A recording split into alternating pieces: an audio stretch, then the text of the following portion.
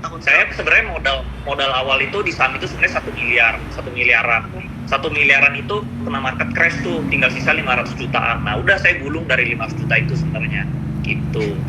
Tapi katanya sahamnya tepat-tepat terus gitu ya, kena yang beggar gitu. Izin kok 1 miliarnya 500 jutanya udah berapa sekarang?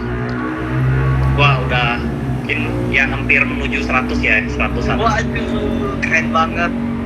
Saya gulung untuk karena saya sendiri pengeluaran nggak terlalu besar gitu loh. Jadi tuh saya tuh kalau sehari-hari mah selain saya beli barang paling mahal paling cuma mobil itu doang satu. Sisanya saya tuh sebenarnya lumayan irit lah. Jadi pengeluaran saya nggak terlalu besar. Jadi ya duit saya keuntungan saya gulung lagi ke sana, saya gulung lagi gitu. Sedangkan mungkin kalau beberapa orang lain kan dia tarik nih, wah dia udah dapat untung, saya enjoy dulu ya gitu loh. Kalau saya nggak enjoy, saya wah udah gulungin aja di situ terus, gulungin terus. Apalagi gitu. masih muda ya, kok belum ada risiko, belum ada keluarga. Iya betul. Jadi ya udah saya gulung ya ke compound deh. Tapi ya modal saya pertama sih dari itulah Bang Arto lah. Saya dari Bang Arto.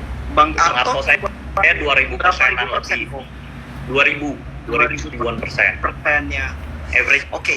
Saya di 400, dia rally sampai 18-19 ribu ya. Waduh, keren sekali. Tuh. Sebelum aku bahas tentang kenapa Bang Artonya milih Bang Arto, aku mau nanya gini dulu kok. Kita masuk ke yang ringan dulu nih. Boleh. Tantangan apa sih yang sebenarnya kok hadapi juga sebelum akhirnya bisa dapetin cuan ribuan persen ini? Kira-kira pengalaman-pengalaman atau obstacle apa yang harus dilewati, terutama untuk sobat muda di sini, untuk bisa sampai di posisi Koko sekarang itu? Nomor satu sebenarnya jangan FOMO. Oke, FOMO. Karena saya juga banyak rugi itu FOMO ya, ikut-ikutan atau terus jangan juga ikut-ikutan influencer. Sebenarnya kalau influencer ngomong saham apa itu baiknya kita pelajari lagi gitu loh. Iya, maksud saya ngomong apa nih? Iya, jangan didengerin gitu. Misalnya saya ngomong saham apa, jangan didengerin.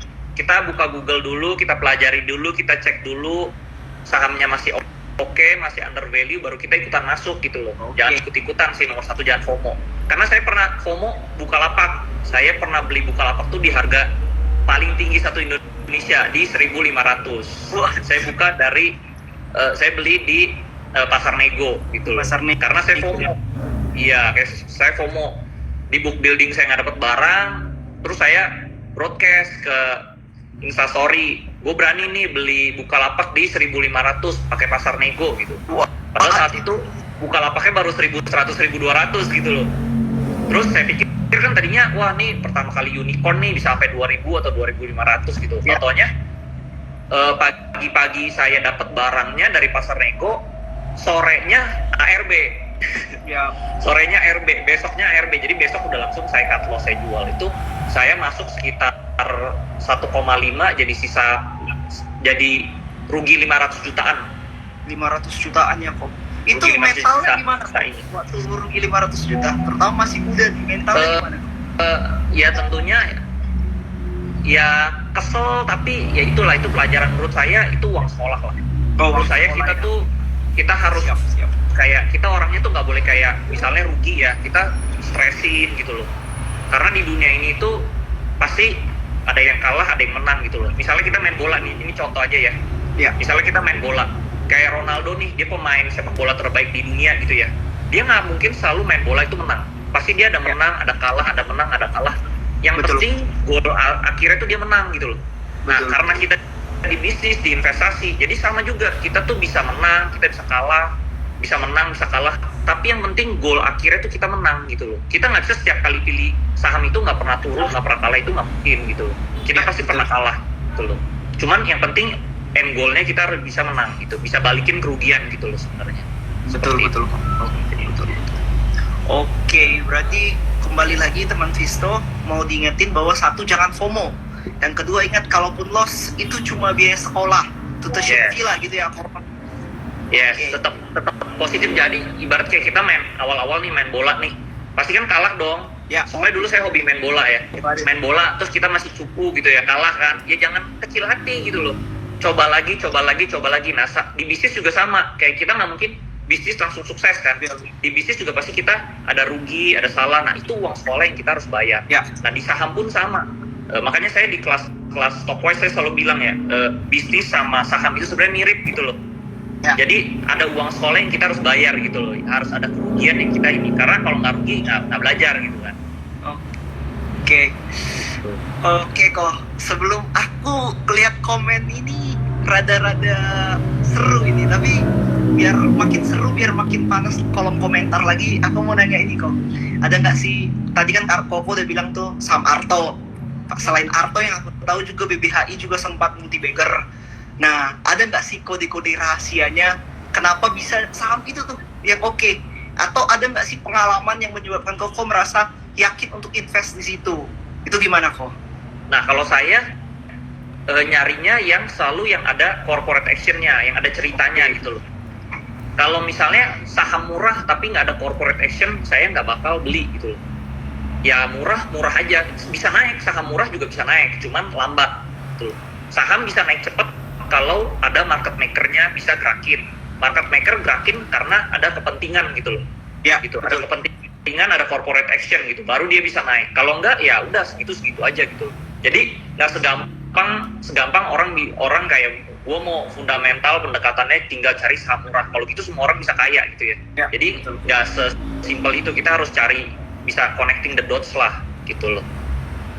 Oke kok, kok nanya gini, kalau corporate action ada market maker-nya bakalan tidak dikarungin nggak kok?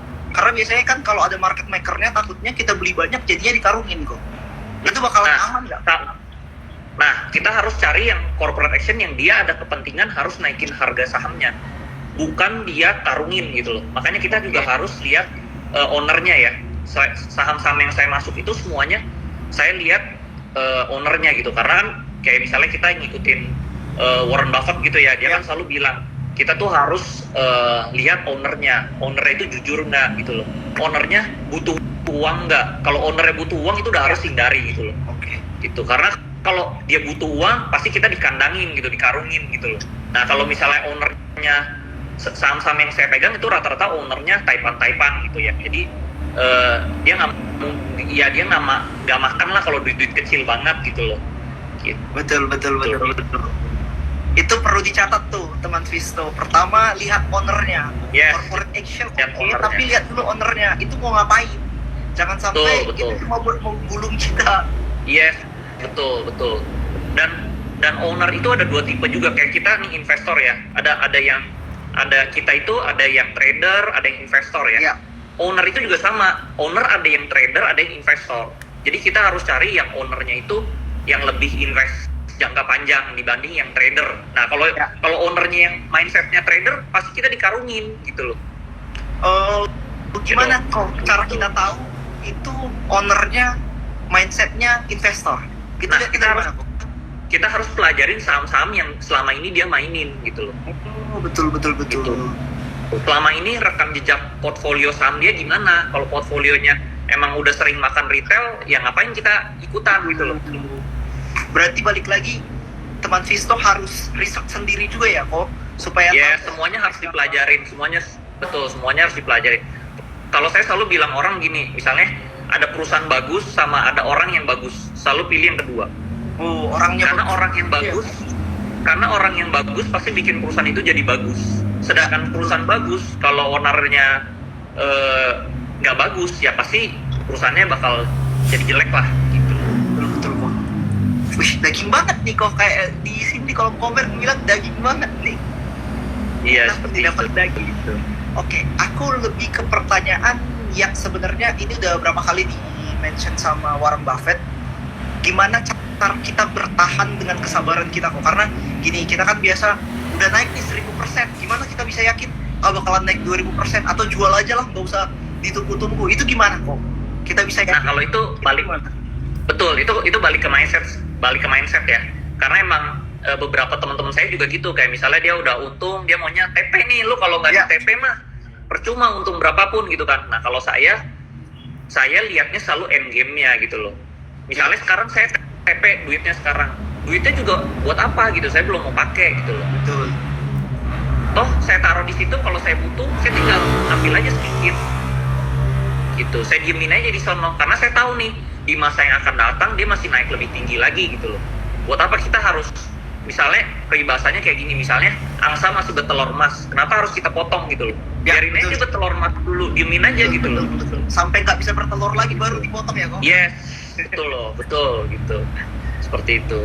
Tapi kan gini kok, kadang kan kita nih manusia nggak tahu nih, apakah memang ini bakalan dibawa naik terus atau bakalan sempat dibawa turun dulu. Itu gimana kok mensiasati, terutama kita mental yang kita punya nih. Takutnya udah sempat jual 1000%, turun jadi 800, jual ternyata bulan ke depan naik lagi sampai 2000, itu gimana? Nah itu harus di mental ya, itu kita harus tahu, kita harus bisa hitung nih. Ya. Misalnya dia corporate action, kita harus tahu uang yang di corporate action berikutnya itu nilainya seberapa besar gitu loh. Oke. Terus ownernya sendiri ikut inject masuk uang nggak? Kalau ownernya aja yakin, masa kita nggak yakin gitu loh? Ya dong. Waduh. Ya kan? Betul. Berarti ada juga hitungan-hitungan teoritis yang Koko mainin di dalam ini ya. Betul. Jadi ibarat tuh kita tuh harus sejalan sama si market makernya gitu. Ya. Kalau market maker yakin, kita harus yakin gitu loh. Kalau misalnya market makernya ragu dia jualan, ya udah kita jualan gitu. Ya. Itu jadi betul. Saya tuh sebenarnya ya saya ikutlah mereka mainnya gimana, saya ikut mereka mainnya seperti gimana gitu. Jadi bisa dapat hasilnya lebih maksimal gitu loh. Siap. Ibarat dia mainannya belum selesai tapi kita udah potong dulu angsanya kan sayang gitu loh, padahal besoknya dia masih bertelur emas gitu. Mungkin besoknya dia sakit nggak bertelur emas, tapi lusa atau minggu depan dia bertelur emas lagi gitu loh. Oke. Ini kebetulan aku sambil lihat di kolom komentar ada yang bilang nih kok taunya dari mana? Tadi bilang ada hitungan matematisnya juga dari Ko Andri. Ada hitungannya tuh. Ada hitungannya juga. Itu perlu riset dan pelajaran yang mendalam juga ya kok ya? Betul. Kalau saya lebih masuk saham itu saya lebih pakai ilmu bisnis lah. Saya nggak teknikal gitu ya. Iya, saya lebih bisnis karena kan saya emang dulu ngerjain bisnis gitu ya. Jadi saya ya kurang lebih lah menurut saya tuh bisnis sama saham itu agak mirip gitu loh. Hitung-hitungannya gitu. Betul. Karena kita beli bisnis ya kok. Yes, kita beli bisnis. Betul. Terus jadi kalau saya masuk saham ya saya hitung-hitung aja gitu loh. Oh, dia misalnya mau misalnya ada corporate action, dia mau right issue, nilainya itu berapa triliun, harga sekarang masih cuman berapa triliun, ya udah kita hitung-hitungan aja. Artinya dia under value nih di corporate action berikutnya, ya udah jadi kita masih hold gitu loh. Bahkan kalau masih yakin saya beli lagi lebih banyak gitu loh. Ya, betul. Oke, gini kok, tapi setiap keputusan yang kita ambil pasti ada opportunity cost-nya kok, biaya peluangnya. Kira-kira untuk biaya peluang ini terutama untuk risiko, Koko buatnya berapa persen kok? Atau berapa banyak risiko yang merasa Koko sanggup Koko terima, atau berapa persen keuntungan yang merasa Koko udah layak untuk di TP? Itu gimana kok? Kalau saya ikut corporate action-nya. Kalau dia masih ada ceritanya masih panjang, saya nggak potong dulu gitu loh. Saya biarin aja profitnya naik setinggi-tinggi mungkin gitu. Contohnya di Arto ya. Padahal average saya 400 nih, udah naik 2000. Orang-orang bilang, gila lu bro, untung banyak bro. Saya tetap nggak TP gitu loh. 5.000 nggak TP, 10.000 nggak TP gitu loh. Terakhir 19.000 dia turun ke 16.000 baru saya TP, karena saya lihat tuh kayaknya udah selesai gitu loh. Itu udah story-nya udah beres. Itu udah nggak ada corporate action lagi. Nggak merasa sayang kok dari 19.000 turun ke 16.000 baru di TP. Sayang sebenarnya, tapi kan kita nggak tahu masa depan ya. Kalau misalnya saya tahu sih pasti saya udah TP di 19.000 gitu. Tapi kan, nah sebenarnya tuh entry saham itu lebih gampang. Yang susah itu jualannya sebenarnya. Oke. Jualan itu lebih susah daripada kita entry. Kalau entry sebenarnya kita tinggal masuk secara bertahap aja, kita ngambil rugi gitu. Ya, betul. Oke kok, gini. Sebelum masuk ke yang sudah ramai di kolom komentar, aku lebih ke sini kok. Nih, balik lagi kan, ini kan bicara soal Koko juga sempat dulu kuliah bisnis ya di US ya. Sempat kuliah bisnis, punya rekanan keluarga yang mumpuni di bidang investasi. Otomatis Koko udah termasuk orang-orang yang udah level up di dunia investasi. Nah, pertanyaanku, bagaimana nih sobat muda dan teman investor sekalian ini bisa level up juga nih kayak Koko? Jadi nggak semacam beli kucing dalam karung, nggak asal entry, bahkan nggak asal TP, sampai berada pada posisi punya pemikiran kayak Koko, kita beli bisnis bukan beli kucing dalam karung. Itu gimana? Nah, kita harus pelajarin. Kalau saya benar-benar misalnya kayak contohnya misalnya saya masuk ke Arto, saya masuk tuh, saya datang ke teller-tellernya, saya datang ke banknya, saya semuanya saya datengin, saya benar-benar pelajarin. Saya kalau orang mungkin pelajarin, dia bilang wah saya fundamental, saya belajarinnya cuman di laporan keuangan. Saya enggak, saya turun ke lapangan gitu, karena saya orang bisnis kan, dari dulu selalu kalau bisnis itu mau cek itu harus turun ke lapangan. Betul. Jadi saya ke lapangan, saya ke cabang-cabangnya, saya cek wah brandingnya berubah ya, dari tadinya yang namanya Bang Artos berubah jadi Bang Jago, jadi cakep gitu, jadi kantornya juga jadi keren gitu kan. Jadi saya yakin gitu loh. Gitu. Nah sama kayak di Pani juga begitu ya, saya lihat, tapi ini disclaimer ya, bukannya rekomendasi jual beli.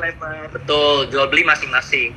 Nah saya datang ke lapangan, saya datang ke salesnya, saya tanya lahannya berapa besar, luasannya berapa, lahannya dari mana sampai mana. Dari situ kan kita bisa ada hitungan kan, oh luasnya segini loh lahannya, terus harga pasaran lahannya berapa. Nah kita harus tanya, kita harus pelajari semua, turun ke lapangan gitu loh. Nggak ada orang mau kaya itu cuma duduk di kantor gitu, nggak bisa, kita harus turun ke lapangan. Betul. Harus teliti dan detail sedetail-detailnya. Betul. Kita harus ngerti itu teman Visto, jadi kita memang harus turun ke lapangan banget. Ada nih, aku baca tadi di salah satu komentar, kalau mau level up di Stockwise, itu salah satu komunitas punya Ko Adria kok. Iya. Kalau mau level up boleh tuh belajar sama Ko Adri langsung di Stockwise. Oke, kita agak dalam nih kok, biar agak makin panas lagi. Ada nggak kok kira-kira portofolio yang Koko punya nih, yang kira-kira bakalan cuan ribuan %, kira-kira yang gimana nih? Kalau sekarang sih saya bisa gulungannya gede pun itu karena saya kalau masuk saham itu saya maksimal. Oke. Maksimal gitu. Berapa tuh kok? Maksimal tuh maksud itu berapa? Hampir 80-90%. 80-90%. Yes. Gitu. Jadi saya tuh nggak, kalau orang kan saya lihat teman-teman saya, dia misalnya masuk saham tuh banyak 10, 20 gitu loh. Saya enggak. Saya masuk saham itu paling 3, paling banyak 5. Terus saya jual lagi, saya sisain lagi tinggal 2 gitu, bahkan 1 gitu. 3, jadi saya 5 maksudnya apa? 3 emiten. Oh, 3 emiten. 5 emiten. Betul. Iya. Saya nggak pernah masuk lebih dari 5 emiten. Jadi tuh bener-bener power saya tuh gede gitu loh. Ya. Gitu. Kalau kita misalnya terlalu banyak kan, powernya juga, fokusnya juga kepecah gitu loh. Oke. Betul. Nah jadi kita punya saham ini ibarat kayak kita punya perusahaan gitu loh. Jadi kita harus punya rasa memiliki sendiri gitu. Jadi nggak mungkin kan kayak misalnya kita punya perusahaan itu kan kayak punya anak gitu ya. Nggak mungkin kalau kita misalnya makin banyak anaknya kan makin nggak ke kontrol kan. Gitu. Oke, betul. Jadi saya selalu dikit 1, 2, 3. Jadi saya bisa pantau setiap hari pergerakan sahamnya, saya bisa pantau gitu. Arahnya mau kemana saya tahu gitu.